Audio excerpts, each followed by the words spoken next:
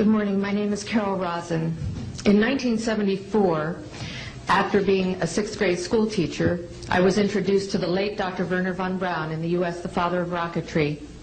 In my first meeting with him, during that first 3.5 hours, he said to me, "Carol, you will stop the weaponization of space."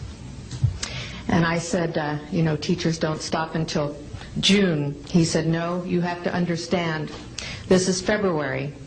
And we have to prevent the weaponization of space because there is a lie being told to everyone that the weaponization of space is now first being based upon the evil empire, the Russians. There are many enemies," he said, "against whom we're going to build this space-based weapon system, the first of whom was the Russians, which was existing at that time. Then there would be terrorists. Then there would be third world countries. Now we call them rogue nations or nations of concern. Then there would be asteroids."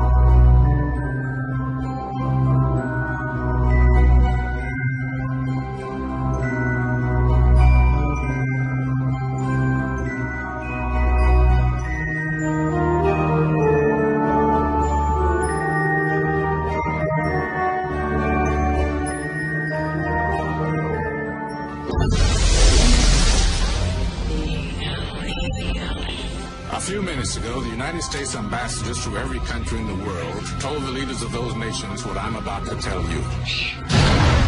Last summer, 2 comets were discovered that are on a collision course with Earth. Oh my God.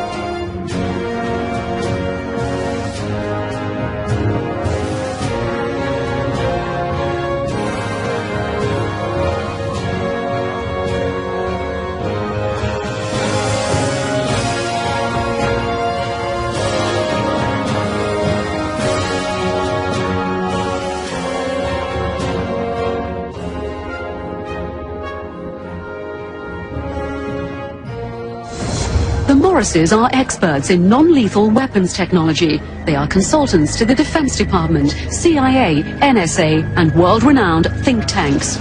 The technology necessary to project three-dimensional images to a point in space requires no new breakthroughs in science. We have the technology now.